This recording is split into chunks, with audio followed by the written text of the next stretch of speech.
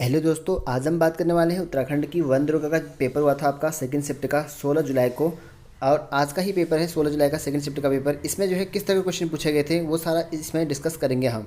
सबसे पहले चीज़ तो आपको बता दूं कि यहाँ पर देखिए सेकंड शिफ्ट में कई लोगों से पूछा गया था कि पेपर फर्स्ट शिफ्ट के अकॉर्डिंग हार्ड क्वेश्चन माने गए थे इसमें। और मेन बात ये था कि आपका जो क्वेश्चन पूछे गए थे वो ज़्यादातर जो है यहाँ पर आपका पर्यावरण से क्वेश्चन पूछे गए थे। और यहाँ पर जो है आपके जो न्यूमेरिकल के क्वेश्चन थे ना के बराबर पूछे गए थे। एक या दो क्वेश्चन ऐसे थे जो पूछे गए थे, हालांकि क्वेश्चन याद नहीं है कई लोगों को, इस वजह से क्वेश्चन नहीं करा रखा मैंने इसमें। और लेकिन एक या दो क्वेश्चन से ज़्यादा नहीं थे इसमें न्यूमेरिकल, लेकिन मॉर्निंग वाले पेपर में क्वेश्चन थे, ठीक ठाक थे उसमें। तो यहाँ पर देखिए प्रश्न के बारे में बात कर लेते हैं कि मस्तिष्क का कौन सा ऐसा भाग था जो हमारे शरीर को कंट्रोल करता है। इस तरह का क्वेश्चन पूछा गया था। और एग्जैक्ट क्वेश्चन मुझे भी नहीं पता है, क्योंकि इस तरह का क्वेश्चन दिया गया था मुझे। मस्तिष्क का होगा इसका आंसर। और चिपको आंदोलन से संबंधित पेड़ का नाम पूछा गया था, ठीक है, जो कि इस तरह से आपका यहाँ पर खेजरी होगा। और नेक्स्ट क्वेश्चन था कि इसमें जो है पर्यावरण सम्मेलन कहाँ हुआ था। 1922 की समथिंग क्वेश्चन था, ब्राज़ील में हुआ था। और कि किस यहाँ पर लिखने में थोड़ी सी प्रॉब्लम हो रही है, किसको जो है यहाँ पर वाटर मैन ऑफ इंडिया के नाम से जाना जाता है। तो ये था इसका आंसर राजेंद्र सिंह। कि आवर्त सारणी का जो सिलिकॉन है वो कौन से समूह में आता है, वो 14 समूह में आता है। ये क्वेश्चन भी पूछा गया था।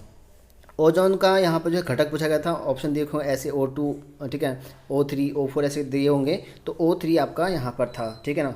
और उसके बाद से यहाँ पे मानव नेत्र की जो पुतली का साइज होता है उसका जो नियंत्रण होता है वो कौन करता है, परितारिका था इसका सही आंसर।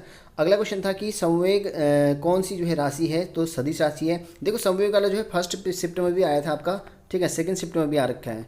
तो कुछ क्वेश्चन ऐसे हैं कि मतलब कि रिपीट हो सकते हैं, ऐसा नहीं कि, क्योंकि आपके पेपर बनने हैं लगभग ठीक है ना 18 पेपर बनने हैं, ठीक है, 9 दिन का पेपर है, 2 शिफ्ट बनने हैं, 18 पेपर बनने हैं।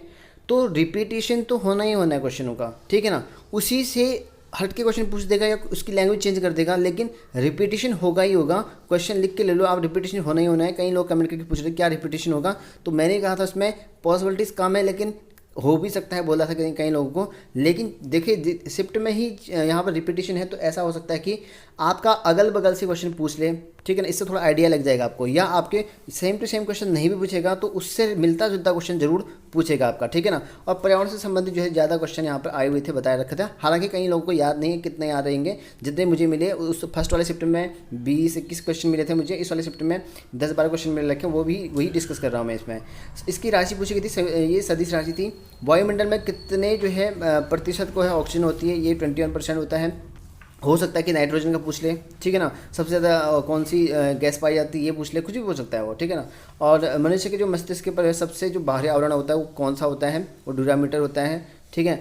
तो कुछ भी क्वेश्चन पूछ सकता है कि क्या है क्वेश्चन का कोई अता पता नहीं है, क्योंकि क्वेश्चन जो है आपका जैसे कि आप सिलेबस में दे रखा था कि 9th और 10th बेस पर आपका NCERT बेस पर था। तो ऐसा क्वेश्चन नहीं है कि आपका 9th और 10th पर ही आ रहा है 9th और 10th बेस पर। कुछ क्वेश्चन जो है अपग्रेडेड है, यानी कि आपका जो है इंटर और इस पे क्वेश्चन आपको बेस बन रहे हैं, क्योंकि वहाँ सदी सदी ऐसा कुछ नहीं था, ठीक है, हाई स्कूल में। तो वहाँ पर बेस क्वेश्चन बन रहे हैं। कुछ क्वेश्चन ऐसे हैं जो आपके जो है पर्यावरण से संबंधित बन रहे हैं। कुछ क्वेश्चन ऐसे हैं जो करंट से रिलेटेड हैं लेकिन वन से संबंधित है, वो प्रश्न पूछ दे रहा है। तो लेवल जो है कुछ भी नहीं है, कंफर्म नहीं कर सकते कि क्या होगा क्या नहीं होगा। तो इस तरह के क्वेश्चन मिले थे सेकंड शिफ्ट में। और मैंने आपको पूरा एनालिसिस बता दिया कि इस शिफ्ट का जो पेपर था वो थोड़ा सा हार्ड रहा था, जो अभ्यर्थियों ने कहा था। फर्स्ट में कई क्वेश्चन ऐसे थे कि नॉर्मल थे, लेकिन मोस्टली जो यहाँ पर ना पड़े वाले आ रखे हैं आपके 20 होंगे, 20 से 21-22 क्वेश्चन होंगे, इतना हो सकता है, ठीक है ना। ये आगे पीछे हो सकता है या 15-16 हो सकते हैं, अलग अलग शिफ्ट के अनुसार।